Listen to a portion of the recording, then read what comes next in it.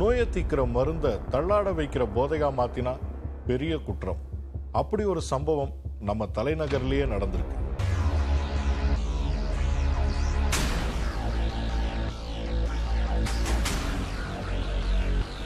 Corona காலத்துல lockdown போட்டதால குடிமகன்களுக்கு கைகளில் நடுக்கம் வந்துடுச்சு. டாஸ்மாக் கடைகளை தேடி தேடி ஓடினாங்க.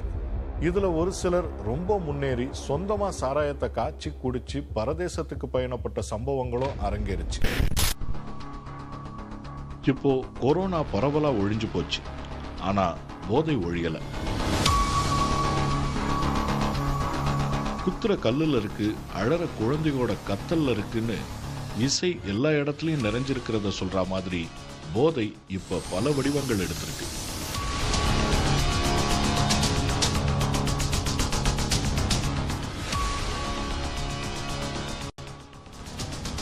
போதை பார்ட்டிகள் இப்ப ஸ்ருதி எத்திக்கிறது எதுல தெரியுமா? Cough syrup. அதிர்ச்சி ஆகாதீங்க, இதுல எப்படி போதைகிறது? ரகசியம் இப்ப வெளியில வந்திருக்கு.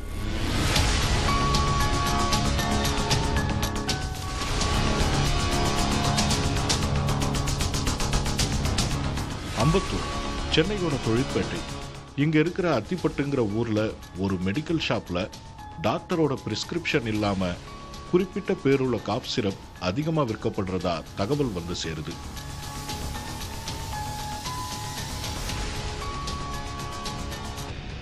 முழிச்சுக்கிட்ட ட்ரக் அண்ட் நார்கோட்டிக்ஸ் டிபார்ட்மெண்ட் சீக்கிரட்டா அந்த மெடிக்கல் ஷாப்பை வாட்ச் பண்ணுது. அப்ப வாட்ட சாட்டமான இளைஞர்கள் அந்த கடைக்கு அடிக்கடி வந்துட்டு போறத கண்கூடா பாக்குறாங்க அதிகாரிகள். அவங்க கையை உத்து பார்த்தா ஒரு பாட்டில பேப்பர்ல சுத்தி எடுத்துட்டு போறதும் தெரிஞ்சது. சீக்கிரட்டா வந்த டீடைல்ஸ் எல்லாத்தையும் கன்ஃபார்ம் பண்ணதுக்கு அப்புறமா களத்துல இறங்குச்சு டிபார்ட்மெண்ட். ஸ்ட்ரெயிட்டா மெடிக்கல் ஷாப்புக்குள்ள போன ஆபீசர்ஸ் அங்க மருந்துகளை வித்துக்கிட்டு இருந்த அசோகனுக்கு ஹேண்ட்கப் போட்டாங்க. சர்ச்சிங்ல மெடிக்கல் ஷாப்ல இருந்த 150 காஃப் சிரப் பாட்டில்கள் கிடைக்க அட்டைப்பெட்டியோட அதை தூக்கிட்டு போனாங்க.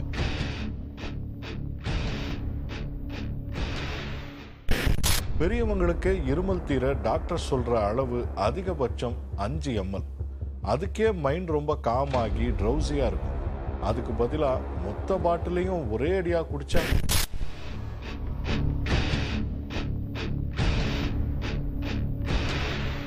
கண்ணுல 1000 மின்னல் தெரிக்கும். சுத்தி இருக்கிறவங்க மறைஞ்சு கற்பனையில் இருக்கிறவங்க முன்னால வந்து நிற்பாங்க. இந்த என்ஜாய்மெண்ட்டுக்காகத்தான் குறிப்பிட்ட அந்த காஃப் சிரப்பை இளசுகள் தேடுறாங்க.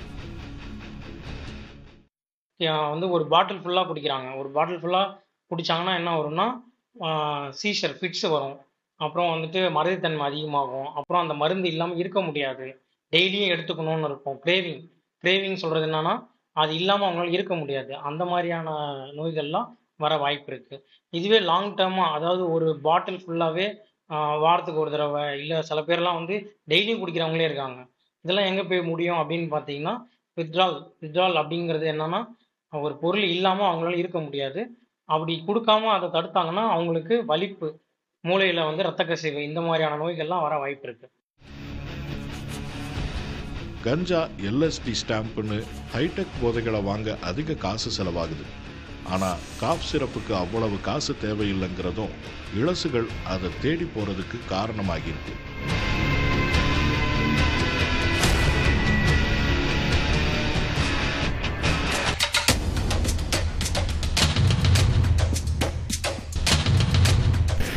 நோய்க்கு மருந்தா பயன்படுத்த வேண்டிய காஃப் சிரப்பை போதைக்கு பயன்படுத்தினா அதோட சைடு எஃபெக்ட்ஸ் ரொம்ப ஆபத்தானதா இருக்கும். ஸோ அதுல இருந்து இளைஞர்களை மீட்க பேரண்ட்ஸும் கொஞ்சம் ஸ்டெப் எடுக்கணும்.